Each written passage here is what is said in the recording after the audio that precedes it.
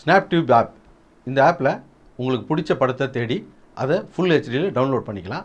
உங்களுக்கு பிடிச்ச மியூசிக்கை ஃபேஸ்புக், டிக்டாக், இன்ஸ்டாகிராம் இப்படி அத்தனை பிளாட்ஃபார்மில் இருந்தும் டவுன்லோட் பண்ணிக்கலாம். அதுவும் 4K 2K குவாலிட்டியில் டவுன்லோட் பண்ணிக்கலாம். உங்கள் ஃப்ரெண்ட்ஸோடைய வாட்ஸ்அப் ஸ்டேட்டஸை கூட டவுன்லோட் பண்ணிக்கலாம். இந்த ஆப்பு தமிழ், தெலுங்கு, கன்னடா, ஹிந்தி மற்றும் இங்கிலீஷில் அவைலபிளாக இருக்குது. இந்த ஆப்பை நீங்கள் டவுன்லோட் பண்ணணுன்னா www.snaptube.com அப்படிங்கிற வெப்சைட்டில் போய் டவுன்லோட் பண்ணிக்கலாம். கீழே டிஸ்கிரிப்ஷனில் SnapTube ஆப்போடைய டவுன்லோட் லிங்க் இருக்குது. அந்த லிங்கை கிளிக் பண்ணி ஆப்பை டவுன்லோட் பண்ணிக்கலாம். VIP hair colour shampoo.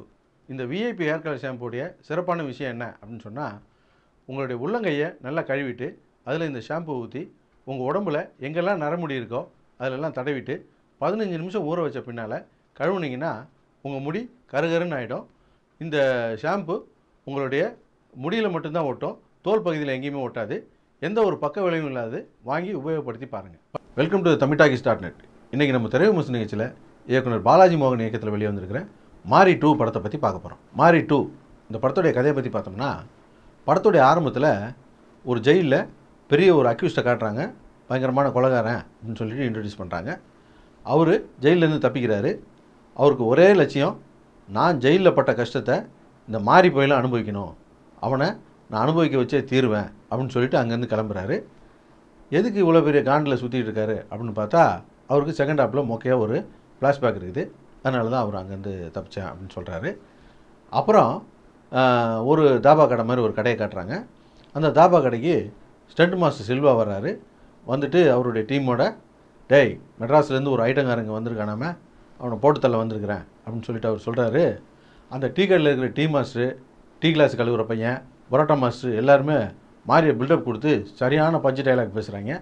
அப்போ மாரி என்ட்ரி, சரியான ஃபைட்டு அங்கே ஒன்று. அந்த ஃபைட்டு முடிஞ்ச உடனே சில்வாவை தூள் கிளப்பிட்டு ஏரியாவுக்கு வர்றாரு.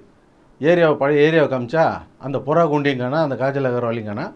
புதுசாக இந்த படத்தில் சாய் பல்லவியை காட்டுறாங்க. அதுக்கப்புறம் பார்த்தா புதுசாக இவன் என்னுடைய உயிர் தோழன் அப்படின்னு சொல்லிட்டு ஒரு கேரக்டரை காட்டினாங்க, கிருஷ்ணாவை. இவனுக்காக நான் உயிரே கொடுப்பேன் அப்படின்ற மாதிரிலாம் சீன் பில்டப் கொடுத்துட்டு, அப்புறம் பார்த்தா இந்த 2 பேரும் போயிட்டு அங்கே ஒரு பெருசு இருக்கார், இன்னொரு வில்லை. அந்த பெருசுக்கிட்ட போய் வம்பிழுக்கிறாங்க, சண்டை போடுறாங்க. கடைசியில் பார்த்தா இந்த உயிர் தோழனுக்கு வெறுமே பிரச்சனை ஆகி போகுது. அது ஒரு மொக்கையான ஒரு காரணத்துக்காக ஒரு பிரச்சனை ஆகி போகுது. அப்புறம் பார்த்திங்கன்னா இடைவேளை வரைக்கும் இப்படியே போயிட்டு இருந்துச்சுன்னு வச்சிங்கன்னா, ஒவ்வொரு கேரக்டராக அறிமுகப்படுத்திட்டு அப்படியே போயிட்டு இருந்துச்சு. என்னடா கதையை சொன்னால் சீனாக சொல்லிகிட்டு இருக்கே, கதை எங்கடா அப்படின்னு கேட்பீங்க. இதை இவ்வளோ கோர்வையாக சொன்னதுக்கு நீங்கள் எங்களை பாராட்டணும். அவ்வளோ மொக்கையாக இருந்தது கதை. ஒரு சில டைரக்டர்களுடைய படங்களை பார்த்தோம்னா கொஞ்ச நேரத்துலேயே சொல்லிடலாம் இந்த படம் இன்னும் டைரக்ஷன்ட்டு. உதாரணத்துக்கு சொல்ல போனால் மணிரத்னம் படத்தை பார்த்தீங்கன்னு வச்சுங்க, கொஞ்ச நேரத்தில் சொல்லிடலாம் இது மணிரத்னம் படம்னு. கௌதம் மேனன் படமும் அப்படி தான், பார்த்து கொஞ்ச நேரத்துலேயே சொல்லிடலாம் இது கௌதம் மேனன் ஸ்டைலில் இருக்குன்ட்டு. ஹரி படமும் அப்படி தான், இது டைரக்டர் ஹரி படம் மாதிரி இருக்குது அப்படின்னு சொல்லிட்டு. ஆனால் இந்த படம் பார்த்தீங்கன்னா எந்த டோனில் இருக்குதுன்னே தெரியல. ஒரு ஹீரோவும் ஹீரோயின் வர்ற சீனு ஒரு டைப்பாக இருக்குது, வில்லன் வர்ற சீனு அது ஒரு டைப்பாக இருக்குது, இன்னொரு வில்லன் வர்ற சீனு அது இன்னொரு டைப்பாக இருக்குது.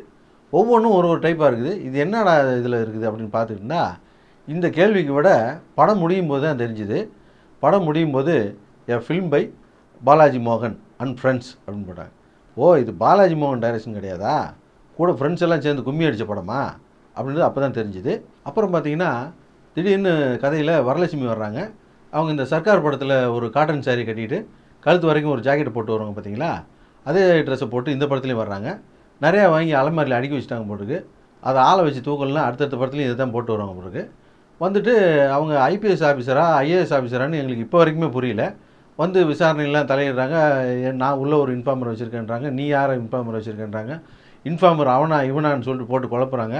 அந்த இன்ஃபார்மர்னால என்ன பிரச்சனை, என்ன ப்ளஸ் இந்த படத்துக்குன்னு ஒன்றுமே புரியல.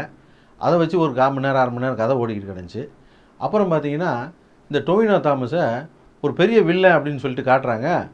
அவர் பார்த்தா ஒரு பிஞ்சு மூஞ்சியாக இருக்குது. அது கொஞ்சம் கூட அந்த கேரக்டருக்கு எடுபடவே இல்லை. அவர் மலையாளத்தில் பெரிய நடிகராக இருந்தாலும் இந்த கேரக்டருக்கு அவர் செட் ஆகவே இல்லை. கிளைமேக்ஸில் பார்த்தீங்கன்னா ஒரு என்டர் த டிராகன் மாதிரி கிளைமேக்ஸ் ஃபைட் மாதிரி இதுலேயும் ப்ரூஸ்லிக்கு சட்டையை கிழிச்சு விட்ட மாதிரி தனுஷுக்கு சட்டையெல்லாம் கிழிச்சு விட்டு அந்த கண்ணாடிக்குள்ளே ஃபைட்டு. என்ற ப்ரூஸ்லி படத்து செட்டு மாதிரி போட்டால் போதுமா, ப்ரூஸ்லி மாதிரி சட்டை கிழிச்சா போதுமா, சண்டை போட வேணாமா, அதெல்லாம் பார்க்க பயங்கர காமெடியாக இருந்தது. இந்த படம் இந்த தேதியில் ரிலீஸ் ஆகிறதா ஷெடியூலே இல்லை. அது ஷெடியூல்னு சொன்னால் இந்த ப்ரொடியூசர் கவுன்சிலில் ரிலீஸ் கமிட்டின்னு வச்சுருக்காங்க. அந்த ரிலீஸ் கமிட்டியில் ஒரு 2 படத்துக்கு தான் டேட் கொடுத்துருந்தாங்க. ஆனால் அதை அந்த ரிலீஸ் கமிட்டி ரூல்ஸ் எல்லாம் மதிக்காமல் இந்த தேதியில் வந்தே தீர்வோன்னு அடம் பிடிச்சாங்க. ஒரே தேதியில் 5-6 படம்லாம் வந்தால் யார் பார்க்குறது? யாராவது ஆடியன்ஸ் வந்து உங்கள்கிட்ட கேட்டாங்களா, நீங்கள் படத்தை பூரா ரிலீஸ் பண்ணுங்கள் நாங்கள் பார்க்குறோன்ட்டு? எதுக்குடா இப்படி அடம் பிடிச்சி வர்றாங்க அப்படின்னு யோசிக்கும்போது இப்போ தான் தெரியுது, இந்த படமெல்லாம் என்றைக்கு வந்தாலும் அட்டர் ஃப்ளாப் ஆக போகிற படம். இது என்றைக்கு வந்தான்னா மற்ற நாளில் வந்துச்சுன்னா படம் ஃப்ளாப் ஆனதுக்கு காரணம் சொல்லணும். ஏன் உங்கள் படம் ஓடலையே அப்படின்னு எவனா வந்து கேட்டுக்கிட்டு இருப்பான். இப்போ ரிலீஸ் பண்ணால் ஆமாம் 7-8 படத்தை ஒன்றா விட்டா எப்படி ஓடும் என் படம் அப்படின்னு சொல்லி தப்பிச்சிக்கலாம்ல. அதுக்காக வேண்டி தான் இந்த படத்தை ரிலீஸ் பண்ணியிருக்காங்கன்னு நினைக்கிறோம். மொத்தத்தில் இந்த படம் எப்படி இருக்குது அப்படின்னு கேட்டிங்கன்னா, மாறி 1 ஒரு பிரமாதமான படமெல்லாம் கிடையாது. அப்புறம் ஏன் உயிரை எடுக்கிறதுக்கு மாறி 2 எடுக்கிறாங்க அப்படின்னு எல்லோரும் பேசிக்கிட்டாங்க. படத்தை பார்த்தா அந்த லட்சணத்தில் தான் இருக்குது. படத்தில் நல்ல விஷயம் அப்படின்னு சொல்லணும்னா அந்த சாய் பல்லவி கூட வர லவ் சீன்ஸ்லாம் நல்லா இருந்தது. ஒரு டான்ஸ் ரொம்பவே நல்லா இருந்தது. அப்புறம் அந்த இளையராஜா சாங் நல்லா இருந்தது. அப்புறம் நல்லா யோசித்து பார்த்தாலும் பெருசாக ஒன்றும் நல்லா இருக்குதுன்னு சொல்கிறதுக்கு இல்லை. ஏதாவது நல்லா இருக்குதுன்னு சொன்னாலும் பார்ட் 3 எடுக்கிறேன்னு கிளம்பிடுவாங்களோன்னு பயமாகவும் இருக்குது. கீழே டிஸ்கிரிப்ஷனில் ஸ்னாப்டிப் ஆப்போடைய டவுன்லோட் லிங்க் இருக்குது. அந்த லிங்கை கிளிக் பண்ணி ஆப்பை டவுன்லோட் பண்ணிக்கலாம். நம்மளுடைய சரணாலயம் சேரிட்டபிள் ட்ரஸ்ட் சார்பாக திருவள்ளூர் மாவட்டத்தில் தெருக்கள்லேயும் பொது இடங்கள்லையும் பள்ளிக்கூடங்கள்லையும் தொடர்ச்சியாக மரக்கன்றுகள் நட்டுட்டு வர்றோம். அதுலேயும் குறிப்பாக கவர்மெண்ட்டில் மேசிவ் ட்ரீ பிளான்டேஷன் அப்படின்னு சொல்லிட்டு ஒரு திட்டம் இருக்குது. அந்த திட்டத்துக்கு நம்ம தான் மரக்கன்றுகள் நிறையா கொடுத்துக்கிட்டு இருக்கோம். அதில் போன வாரத்தில் மட்டும் எல்லாபுரம் ஊராட்சிக்கு உட்பட்ட ஏனம்பாக்கம், புன்னம்பாக்கம், கிளாம்பாக்கம் ஆகிய கிராமங்களில் சுமாராக 3000 மரக்கன்றுகள் கொடுத்துருக்குறோம். இதுக்கு நம்ம தொடர்ச்சியாக விளம்பரம் பண்ணிக்கிட்டு இருக்கோம் இல்லையா, ஃபன்மெலன் ஆப்புக்கு. அந்த ஃபன்மெலன் ஆப் நிறுவனத்திலேருந்து அவங்களுடைய கார்ப்பரேட் சோசியல் ரெஸ்பான்சிபிலிட்டி ஃபண்ட்லேருந்து, அதாவது சிஎஸ்ஆர் ஃபண்டுன்னு இருக்குது, அதிலிருந்து நமக்கு அந்த முழு செலவையும் அவங்க ஸ்பான்சர் பண்ணுறதா சொல்லியிருக்காங்க. தொடர்ச்சியாக அடுத்தடுத்த திட்டங்களுக்கு முடிஞ்ச அளவுக்கு சப்போர்ட் பண்ணுறதாகவும் சொல்லியிருக்காங்க. இந்த மாதிரி பெரிய நிறுவனங்கள் மட்டும் இல்லாமல் தனிநபர்களும் இந்த மாதிரியான உதவிகளை செஞ்சால் நம்ம எடுத்துக்கிட்ட செய்கிற இந்த வேலையை ரொம்ப சுலபமாக செய்ய முடியும்.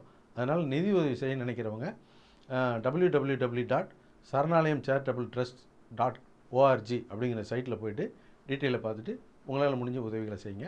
எங்களுடைய இந்த முயற்சிக்கு உறுதுணையாக இருந்த எல்லாபுரம் ஊராட்சி ஓவர்சியர் தமிழ்ச்செல்வி அவர்களுக்கும் வில்லேஜ் செக்ரட்டரி உமாநாத் அவர்களுக்கும் எங்களுடைய நன்றியை தெரிவிச்சுக்கிறோம்.